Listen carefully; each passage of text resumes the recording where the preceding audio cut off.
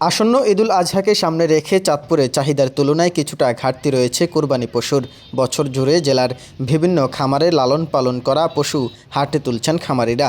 তবে হাটে ভারতীয় পশুর সংজ্ঞায় দাম নিয়ে দুশ্চিন্তায় খামারিরা। খামারিদের দাবি, পশুর হাটে খামারিরা নিরাপত্তার পাশাপাশি চান ভারতীয় গরু যেন না ওঠে। গরু বছর টানাটা নিলে আবার টানা নিয়ে অনেক সমস্যা। বিভিন্ন হাটে যাওয়া আসা ঘোরা গাড়ি মেরে নিয়ে অনেক সমস্যা। এই জন্য আমরা বাইরের গরু যাতে না আসে, আমাদের একটু দামটা যাতে আমরা পাই। তারপরে আমরা গরু হাটে উঠাইতাম চাই, কিন্তু অন্য গরুর লেগে, বাইরের গরুর লেগে আমরা গরু উঠাই না।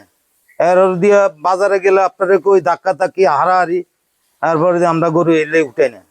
আমরা গরু পারামে রাখি, যদি কোনো বাইরের গরু না আসে তাহলে আমরা গরু উঠাইতাম পারি। ধরেন খামারে আমার প্রচুর পরিমাণ গরু আছে, কিন্তু বাইরের রাস্তা থেকে গরু ঢোকে দেখে আমাদের ধরেন এইখানে গরুর দাম কম পাই বলে ধরেন খামারি লস হয়। বাইরের রাস্তা থেকে যদি গরু না ঢোকে ধরেন আমাদের খামারিরা কিছু টাকা পাইবে। জেলায় 2 শতাধিক গরুর হাটে ক্রমেই শুরু হচ্ছে কেনাবেচা। গবাদি পশুর খাদ্যের দাম বৃদ্ধিতে এবার গরুর ন্যায্য দাম না পেলে পশু লালন পালনে আগ্রহ হারাবেন অনেকেই। প্রতি বছরের ন্যায় খামারিদের এবারও প্রশিক্ষণ দেওয়া হয়েছে। আমরা খামার লিয়ে খুব বিভ্রান্তিতে আসি।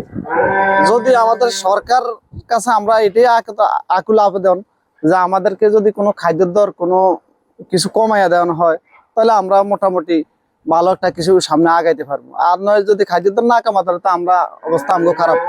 বাংলাদেশের সব খামারের অবস্থাই খারাপ, আমার না খালি গেল।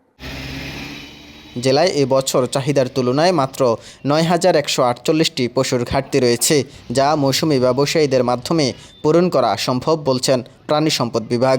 তো আমাদের ঘাটতিটা থাকবে না। আমাদের কোরবানির ২০-২৫ দিন আগে মৌসুমি যারা ব্যবসায়ী আছে তারা বিভিন্ন জেলার থেকে গরুগুলো আনবে এবং ওটা বিক্রি হবে। আলটিমেটলি আমাদের সংকটটা থাকবে না, ঘাটতিটা পূরণ হয়ে যাবে। একটা ভালো পশু কোরবান হবে এবং একটা উৎসব ভালোভাবে পালিত হবে, আমরা আশা করি। ধন্যবাদ। চাঁদপুরে এবছর ৭৫,২৪৮টি পশুর চাহিদা থাকলেও বিপরীতে রয়েছে ৬৪,০৯৮টি পশু। জেলায় কোরবানি পশুর ঘাটতি রয়েছে ৯,১৪৮টি।